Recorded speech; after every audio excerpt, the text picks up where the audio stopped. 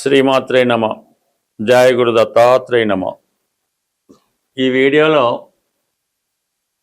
చాలామంది అదృష్టాన్ని మార్చబోతున్న గురుగ్రహం జూన్ 1వ తారీఖు అర్ధరాత్రి 1:50 కర్కాటక రాశిలో ప్రవేశించడం జరుగుతుంది. సో ఇది గురువుకి ఉచ్చక్షేత్రం అవటం వల్ల మిగతా రాశుల్లో సంచరించే దానికన్నా కర్కాటక రాశిలో సంచరిస్తున్నటువంటి గురువు అత్యంత శుభ ఫలితాలు ఇవ్వడం జరుగుతూ ఉంటుంది.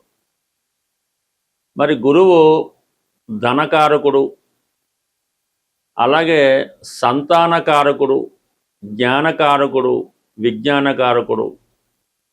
మనం చేస్తున్నటువంటి పూజలు, యజ్ఞ యాగాది హోమాలు, లేదంటే ఏదైనా దేవాలయం దర్శించడం, రెగ్యులర్గా ఏదైనా దైవ కార్యక్రమం చేపట్టినప్పుడు దాని యొక్క ఫలితం రావాలంటే గురువు యొక్క అనుగ్రహం తప్పనిసరిగా ఉండవలసి ఉంటుంది.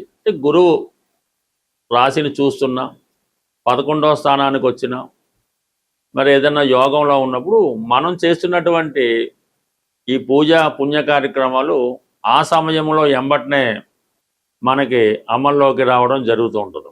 ఈవెన్ మనం గత జన్మలో చేసుకున్నటువంటి పుణ్య ఫలితాన్ని కూడా ఈ జన్మలో అనుభవించే విధంగా గురుగ్రహం మనకి సహకరించవలసి ఉంటుంది. ఈ వీడియోలో మనం కుంభరాశి వారికి మరి కర్కాటక రాశిలో ప్రవేశించబోతున్న గురువు ఏ విధంగా సహాయపడతాడో అన్న విషయాన్ని మనం పరిశీలిద్దాం.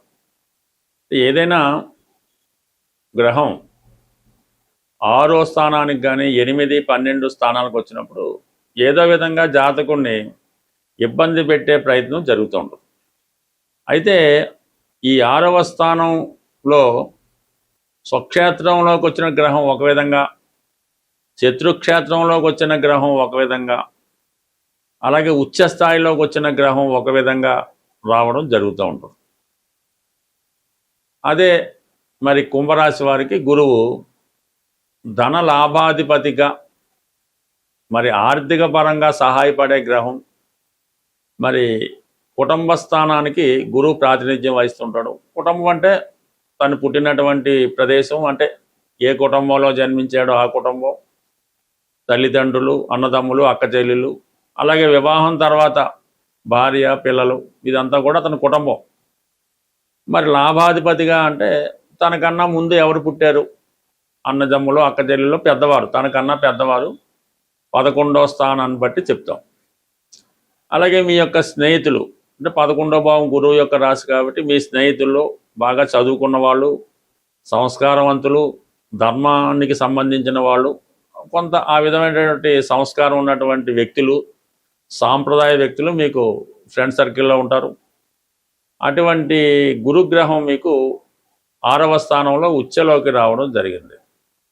అంటే ఒక విధంగా మీకు 6వ స్థానం అన్నది శత్రువుల్ని చెప్తుంది, రోగాలు, రుణాలు కూడా చెప్తూ ఉంటుంది. అంటే ఒక బలమైనటువంటి వ్యక్తి మీకు శత్రువుగా మారే అవకాశం ఉన్నది. అలాగే 100% మీకు రుణ సౌకర్యం లభిస్తుంది. అంటే ధనాధిపతి 6వ స్థానంలో ఉండడం వల్ల మీరు ఏ పని చేయాలన్నా, ఈ సమయంలో ఒక పెళ్లి చేయాలన్నా, ఉద్యోగం కావాలన్నా, ఏ ప్రయత్నం కాన్నా, మీ కుటుంబ అవసరాలకో, మీకన్నా ముందు పుట్టిన వారి అవసరాలకో ఈ సమయంలో మీరు ఫైనాన్స్ అప్పు చేయవలసి ఉంటుంది. అది కంపల్సరీగా మీకు దొరుకుతుంది. అలాగే సర్వీస్లో 6వ స్థానం అన్నది సర్వీస్ స్థానం కాబట్టి సర్వీస్లో మీకు చాలా హ్యాపీ ఉంటుంది. అంటే మీరు చేసే పనిలో మీకు సంతృప్తికరమైన ఫలితాలు పొందుతారు. అలాగే కష్టానికి తగిన ఫలితం పొందడం జరుగుతూ ఉంటుంది. ఒక గురువుకి సేవ చేసాము, ఒక తండ్రికి సేవ చేసాము, ఒక దేశానికి సేవ చేసాము అన్న విధంగా మీకు ఈ సమయంలో సర్వీస్లో సాటిస్ఫాక్షన్ అన్నది లభిస్తూ ఉంటుంది. అయితే మరి 6వ స్థానంతో పాటు గురువు రెండవ స్థానాన్ని కూడా యాక్టివేట్ చేస్తాడు, 10వ స్థానాన్ని కూడా యాక్టివేట్ చేస్తాడు. అంటే మొత్తం మీద వృత్తి సంబంధించిన విషయాల్లో మీకు ఉన్నటువంటి ఎదురవుతున్నటువంటి సమస్యలకి పరిష్కారం అన్నది దొరుకుతుంది. మరి గురువు తన స్వక్షేత్రమైనటువంటి కుటుంబ స్థానాన్ని వీక్షించడం వల్ల మీ కుటుంబంలో ఏదో ఒక శుభకార్యం జరగడం కానీ, కుటుంబంలో కొంతమంది ఇప్పుడు మిమ్మల్ని ఇబ్బంది పెడుతుంటారు, నిరుద్యోగిగానో ఏ పని చేయకుండానో రకరకాలుగా వేధిస్తుంటారు. ఈవెన్ భార్య అవచ్చు, భర్త అవచ్చు. వారికి ఏదో ఉపాధి అవకాశం లభించడం వల్ల, ఆదాయ మార్గం ఏర్పడడం వల్ల మరి మీ కుటుంబంలో ఉండి మీకు ఎవరైతే ఇబ్బంది పెడుతున్నారో వారి నుంచి మీకు కొంత విముక్తి లభించే అవకాశం ఉంది. అంటే వాళ్ళకైతే పని, ఉద్యోగం, పెళ్ళి అవ్వటం వల్ల వాళ్ళు బయటికి వెళ్ళిపోతారు. దానివల్ల మీరు చాలా ఫ్రీగా, రిలీఫ్గా, స్వేచ్ఛగా కుటుంబంలో ఉండడానికి అవకాశం ఉంటుంది. అలాగే కుటుంబ ఆదాయం పెరుగుతుంది, కుటుంబ గౌరవం పెరుగుతుంది. కుటుంబ సభ్యులు మీరు చెప్పిన మాట విని మిమ్మల్ని గౌరవించడం జరుగుతూ ఉంటుంది. దశమ స్థానంలో కూడా ఇదే చెప్తుందన్నమాట. నిరుద్యోగంగా ఉన్న వాళ్ళకి బాగుంటుంది. అలాగే ఉద్యోగపరంగా ఉన్నటువంటి సమస్యలు పరిష్కారం అవుతాయి. ఏదైనా టెంపుల్లోనో, ఎండోమెంట్స్ డిపార్ట్మెంట్లోనో, బ్యాంకింగ్, స్కూలు, ఫైనాన్సు, విద్యా సంస్థలు ఇటువంటి వాటిలో మీకు ఉద్యోగ ప్రయత్నాలు నెరవేరడం జరుగుతూ ఉంటుంది. బట్ ఏదైనా కొన్ని బలహీనతల నుంచి ఖచ్చితంగా మీరు బయటపడుతూ ఉంటారు. అలాగే ప్రధానంగా అనారోగ్య సమస్యల నుంచి విముక్తి లభిస్తూ ఉంటుంది. బట్ ఏదైనా జాతకుడు ఇప్పుడు ఒక మంచి మార్గంలోకి మారడానికి ఈ గురుగ్రహం మీకు సహకరిస్తుంది. ఈ గురుగ్రహం ఒక జాతకుడు ఆ వ్యక్తిగతంగా అతని జాతకుడు మీదే కాకుండా అతని యొక్క సంతానం మీద, వారి యొక్క తండ్రి గారి మీద, అతని యొక్క భార్య మీద ఈ ప్రభావం చూపడం జరుగుతుంది. అలాగే మొత్తం ఆర్థిక వ్యవస్థ, జాతకుడి యొక్క ధన ఆదాయం కానీ, వ్యయం కానీ ఇవన్నీ కూడా గురుగ్రహ అనుగ్రహం ఉంటేనే జాతకుడు పొందగలుగుతూ ఉంటాడు. అందుకని ఈ గురుగ్రహం మార్పు కోసం మరి చాలామంది ఎదురు చూస్తూ ఉంటారు. ఈ గురువు మారినప్పుడల్లా ప్రతి ఒక నదికి మరి పుష్కరాలు రావడం జరుగుతుంటుంది. ఆ పుష్కరాల్లో అంటే ఏ నదికైతే పుష్కరాలు వస్తాయో ఆ నదిలో స్నానం చేయడం వల్ల జాతకుడు ఈ జన్మలో చేసుకున్నటువంటి పాపకర్మలు నశించి పుణ్యకర్మలు పొందడం జరుగుతూ ఉంటుంది. అటువంటి గురుగ్రహం ఈ జూన్ 1వ తారీఖు అర్ధరాత్రి కర్కాటకంలో ప్రవేశించి ఇంచుమించుగా మనకి అక్టోబర్ 31వ తారీఖు వరకు ఇదే రాశిలో సంచరించడం జరుగుతుంది. సుమారు 153 రోజుల పాటు సంచరిస్తున్నటువంటి ఈ గురుగ్రహం ఉచ్చస్థానంలో మరి కొన్ని రాశుల వారికి హంస మహాపురుష యోగం అనే ఒక పంచమహాపురుష యోగాన్ని ఏర్పాటు చేస్తుంది.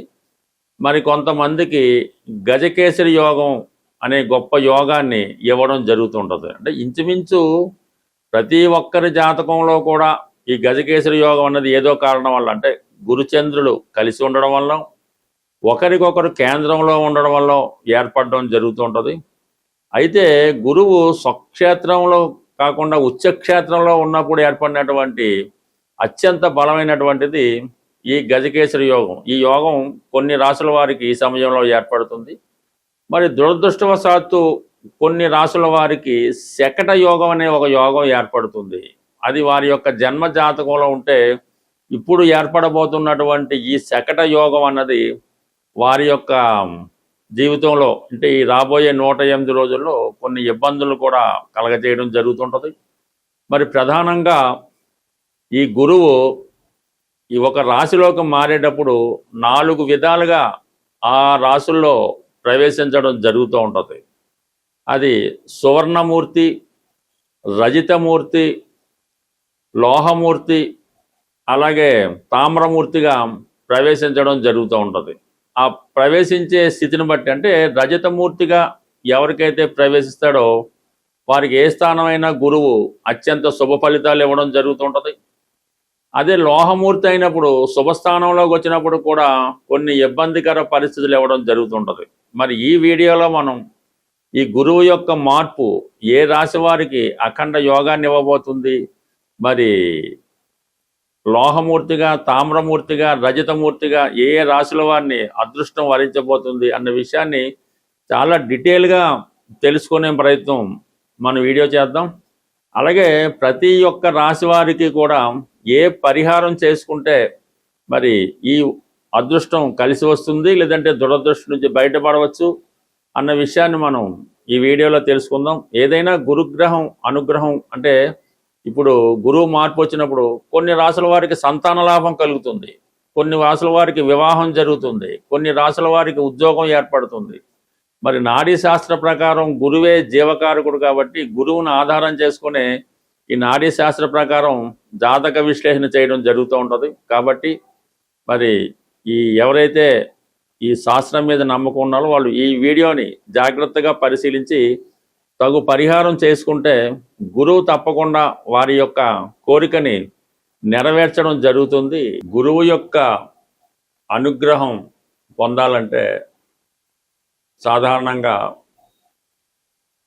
దక్షిణామూర్తి శివుడు ఆరాధన వల్ల మనకి గురుగ్రహ అనుగ్రహం లభిస్తుంది. లేదు మీకు విద్య నేర్పిన గురువు, తల్లి తండ్రి వారి సేవ చేయడం వల్ల కూడా గురువు మీకు మంచి ఫలితాలు ఇవ్వడం జరుగుతుంది. ఎన్ని పరిహారాలు చేసినప్పటికీ కూడా గణపతిని ఆరాధించడం కానీ, గణపతిని ఏ విధంగా అంటే మీ యొక్క శక్తిని బట్టి పూజించడం వల్ల ఈ యొక్క పరిహారం అంటే మనం ఏ పరిహారం చేసినా గణపతిని ఆరాధించడం వల్ల, పూజించడం వల్ల, లేదంటే ఈ గణపతి హోమం చాలా సింపుల్గా చేసుకున్నటువంటి హోమాల్లో గణపతి హోమం ఒకటి, అది చాలా తొందరగా మీకు ఫలితాన్ని ఇవ్వడం జరుగుతుంటుంది. అంటే ఇంచుమించుగా మనం ఆ హోమం పూర్తయ్యే లోపల కూడా మీకు ఆ ఫలితం వచ్చినా ఆశ్చర్యపడక్కర్లేదు. గణపతికి ఇష్టమైనటువంటి అష్టద్రవ్యాలు అంటే 8 రకాల వస్తువులతో ఈ హోమాన్ని చేయడం వల్ల అంటే దానికి పూర్వం అంటే గణపతి హోమం చేసే ముందు మీరు కొన్ని గురువు ద్వారా ఉపదేశం పొంది ఆ మంత్రం మీద పట్టు సాధించడం వల్ల స్వయంగా మీరు చేసుకోవచ్చు.